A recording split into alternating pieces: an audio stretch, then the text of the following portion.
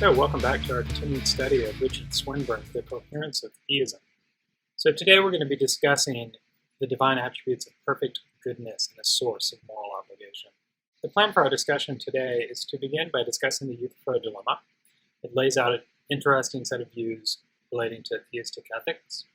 We're going to discuss theories of goodness and what it means to say that God is perfectly good, discuss necessary moral truths, think a little bit about the scope of God's perfect goodness, and then end with Swinburne's discussion on how the existence of God, how God himself can be a source of obligation. So let's begin by discussing the Euthyphro Dilemma. This dilemma comes from Plato's dialogue, the Euthyphro, which figures Socrates investigating a priest, Euthyphro, concerning a questionable action that the priest is involved in. I have a link here to a lecture I gave as a part of a series on ancient philosophy, and I'll include that in the description. The Euthyphro is, I think, a fascinating dialogue. It centers on this question that Socrates asked Euthyphro. Socrates is asking Euthyphro, okay, tell me, what's the pious? What is it, this action that you're doing?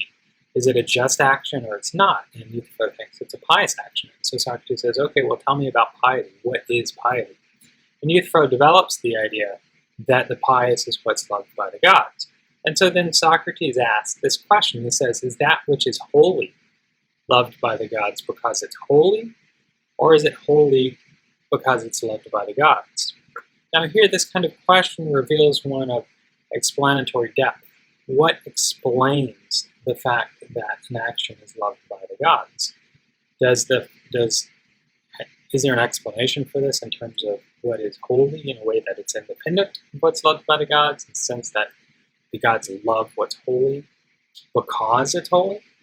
Or is it the other way around, that something is holy because it's loved by the gods? In this case, there's not anything explaining what's loved by the gods other than the fact that they happen to love certain kinds of things. And it's in virtue of them loving those actions that they're holy, but there's no deeper explanation.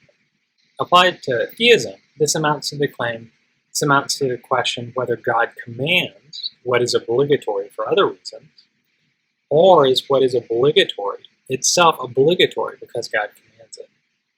So here we have two views. I have here on the picture this idea that something is morally right, wrong, permissible, even only if God says so. And you can think about this in two ways. On one view, God's a moral expert. So God has knowledge of the relevant facts of moral rightness, wrongness, and permissiveness, and that he's accurately reporting the facts. Another view thinks of God as a moral engineer, where morality is being created by God through divine fiat, that this is a reflection not of an independent moral realm of truths, but of the character of God in some sense or another. So let's think about the first option, that God commands what is obligatory for moral reasons. Here, there is a moral order that God's commands are responsive to. So Kant, in his lectures on philosophical theology, writes, the knowledge of God must not determine whether something is morally good or a duty for me. This I have to judge from the nature of things. So for Kant, the idea is that the moral law is an expression of reason, and that we can use reason to access what the moral law is. And in a similar way, the idea is that God, in virtue of being all-knowing, in virtue of being omniscient, knows what the moral reasons are. The moral reasons, in a sense, are out there, that God can look and see and have perfect knowledge of what morality requires. A different view, the view that says that what is obligatory because God commands it. There's no deeper explanation in the nature of things outside of God's own nature about why he's commanded what is obligatory. This view is called divine command theory, and it says that God commands what is obligatory, and that's the ultimate truth about obligation. So the people who defend the divine command theory will want to say things that the commands are a reflection of the character of God, but there's nothing outside of God's nature in some sense that grounds morality or obligation. So let's think a little bit more about the divine command theory. So a philosopher who defends this is William of Ockham. Ockham lived from 1280 to 1349. He had a very interesting life. So towards the end of his life was the beginning of the Black Plague. He also overlapped with what's known as the Avignon papacy, when the Holy See was moved to Avignon, France from Rome. Ockham got in trouble with the Pope and was excommunicated the rest of his life in Germany. Occam is also a very controversial figure in the sense that he is attacking a lot of the scholastic philosophers. So Occam, I think, is a really fascinating character. I would encourage you guys to read up on Occam. So Occam has an interesting defense of divine command theory. He thinks, for example, that God always has commanded and always will command, for example, kindness, but that God's nature is maximally free. There are no constraints, either external or internal, to what God can will. So there's nothing outside of God's nature, in a sense that constrains God's nature. Occam stresses this idea of maximal freedom. And so in some sense or another, it's possible that God commanded cruelty, but that God has not commanded cruelty and always will command that cruel actions not be performed. So here's what Occam says. He says, I reply that hatred, theft, adultery, and the like may involve evil according to the common law, insofar as they are done by someone who is obligated by a divine command to perform the opposite act. As far as everything absolute in these actions is concerned, however, God can perform them without involving any evil, and that they can even be performed meritoriously by someone on earth if they should fall under a divine command, just as now the opposite of these, in fact, fall under a divine command. So Swinburne takes what I think of as a Platonist view that moral principles are independent of the will of God, that God here is seen as a moral expert. Swinburne notes that this view is held by Aquinas, Duns Scotus. We have here a painting of Duns Scotus. So Aquinas, the doctor of the church, lived from 1225 to 1274, says that the first principles of natural law are altogether unalterable. Scotus, who lived a little later than Aquinas, says that the duties to love and reverence only God are indispensable. So these are fixed principles that cannot be altered. Swinburne is here advocating for a form of moral realism to claim that there are moral truths that are independent of any beliefs and attitudes, including God's own beliefs and attitudes.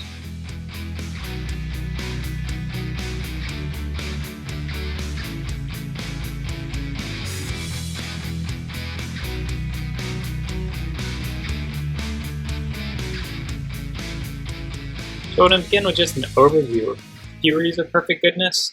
So views that think that there are moral facts that are independent of beliefs and attitudes.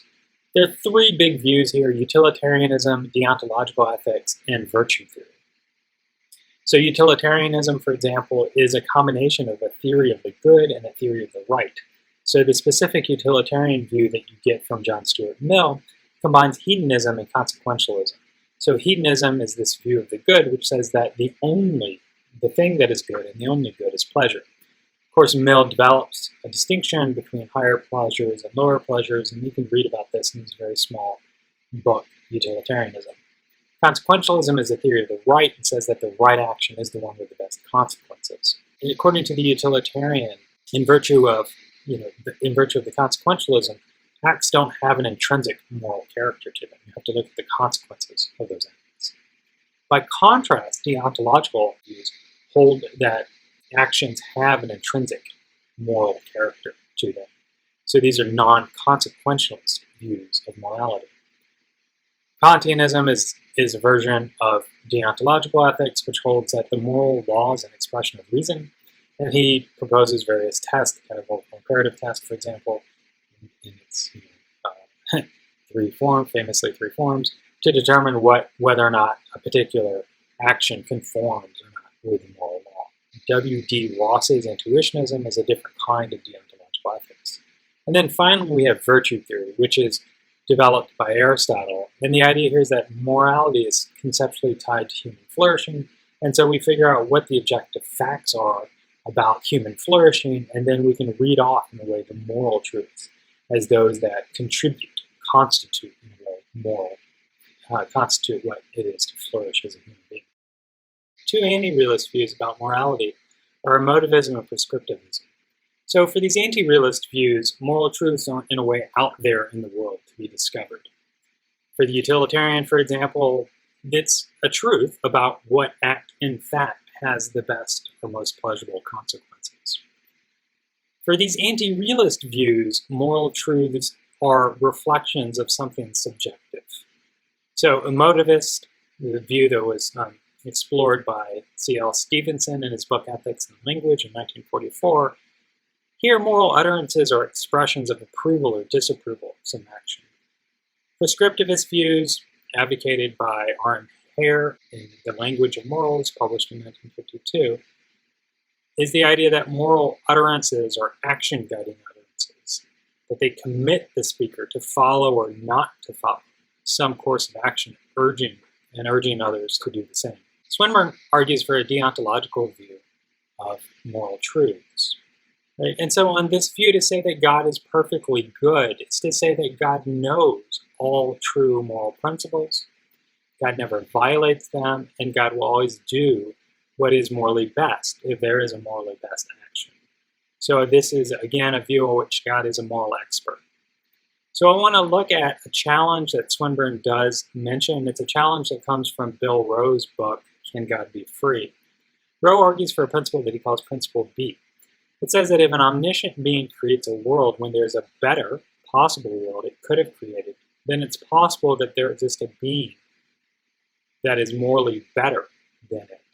And so Principle B can be used to argue that perfect goodness is not instantiated, that there's no being that's perfectly good. It requires the premise that there's always a better possible world. And so this is a plausible idea that if goods come in discrete quantities, you could always have more and more discrete quantities that somehow or another add to the total sum of the goodness of the world. Now, Swinburne here argues that Principle B is in fact false. And the argument here is very similar to some of the arguments we looked at with omniscience or with omnipotence. And the idea here is that it would be logically impossible for a being to create a world without there being a world that isn't any better than it. That is, for any world that's created, there's always going to be a world that's better. And in such a situation, it's not a knock on the character of the creator of the world if there's a world that this creator could have created and it's a better world. That's just simply a logical truth. Now, it is important to note that I think this is an interesting subject, and Rowe does a really good job at responding to some of these objections and answering them. So if you're interested in this, I would encourage you to read Rowe's book.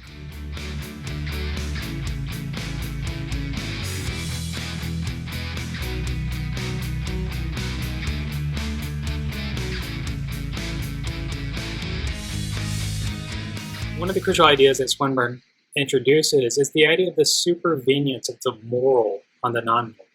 Now, supervenience is a dependence relation. It can pick out a particularly strong kind of dependence relation that once you fix properties of a certain sort, other properties are going to be fixed. And so we say that when there is this kind of dependence relation that fixing one set of properties determines or fixes another set of properties, we say that the higher level properties supervene on the lower level properties. So you can look at this diagram we have here and think of the lower level properties, and the properties out there in the world, the non-moral properties. So these are the natural and physical properties that certain actions possess. And when we hold those fixed, we hold fixed the moral properties. The moral properties are determined by the non-moral properties of actions. So consider the statement that Jack and Jill went up the hill. Here, once we fill out what exactly that involves in terms of physical and natural properties, we thereby determine the moral properties. Was it a good thing? Was it a bad thing? Was it a permissible thing? Or so on. Now, the supervenience of the moral on the non-moral is a particularly strong kind of supervenience. It's what Swinburne calls logical supervenience. It's what is known as logical supervenience. And here the idea is that once you fix the non-moral properties of an action, it's not conceivable that there could be worlds that differ with respect to the moral properties. So suppose we pick out a particular act, which we would ordinarily describe, in thick terms involving, already morally loaded terminology. But suppose we pick out an act of Jill extending her hand and forcefully making contact with Jack's face. And we can describe this in lots of ways, but once we fix the complete contextual information and the complete background and the complete physical properties here, the moral properties are determined. And we can't imagine two different possible worlds, one in which you have that same background information and the exact same description of the act, but one in which it is permissible and another in which it's impermissible. So Swinburne then argues that if there are moral truths, that these are metaphysically necessary moral truths. These are fundamental principles of morality. He is assuming here that the non-moral properties of acts are picked out by informative designators. A large portion of Swinburne's discussion of these chapters is given over to a particular challenge that moral disagreement poses to moral realist views. So people act differently to challenges to moral beliefs than conceptual beliefs. Right? If someone offers an argument that 1 and 1 is 3, that can be seen as an interesting argument. It's not an outrageous argument. But if someone were to argue that eating dolphins were morally acceptable, that can be outrageous given what we know about dolphins. And so you can imagine someone arguing that it's okay to eat dolphins and then disagreeing with this, and that debate becoming rather heated. And so this shows that there's something about moral views that's very closely connected to our emotions, and some of which may hinder us from recognizing moral views that we ought otherwise to adopt. Anti-realist views of morality, like the prescriptivist views or the emotivist views, have a natural explanation for this, because they think what moral utterances are. They're either a prescription to act in a certain way or directly tied to one's own behavior. So Swinburne is concerned here to undermine this challenge, or Swinburne is concerned here to respond to this challenge posed by moral disagreement. And his basic mood is that most everyone shares a common conception of morality, at least with respect to very basic moral claims. So I will let you read that and make of his discussion what you will. So then Swinburne turns again to describe God's perfect goodness. And I want you to look at this passage on page 219, which fills out what it is for God to be perfectly good. I want to highlight, though, the discussion that comes after this, which I think is really interesting. I have here, of course, a famous depiction of the binding of Isaac.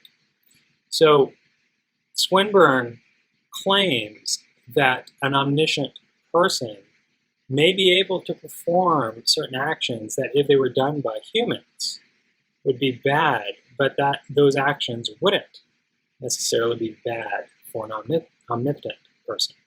So he says it follows that if the omnipotent person is the sole cause of someone's existence and has made it clear that the gift of life is a temporary gift, that he may take it away at any time, it's not wrong for him to cause that person's existence. So this is interesting applied to the case of the binding of Isaac. The idea is that if God makes it clear that Isaac's life is a gift, and it's a temporary gift, that under some conditions, he may act in such a way that he could command Abraham to take Isaac's life. And then Abraham would not be in the wrong for doing this, and God would not be in the wrong for permitting this. Swinburne does say, though, that in general, if God creates sentient creatures, he puts himself in an obligation to give them a total life that as a whole is on balance worth living. I think this is a really interesting part of the book to think about the moral implications of this view.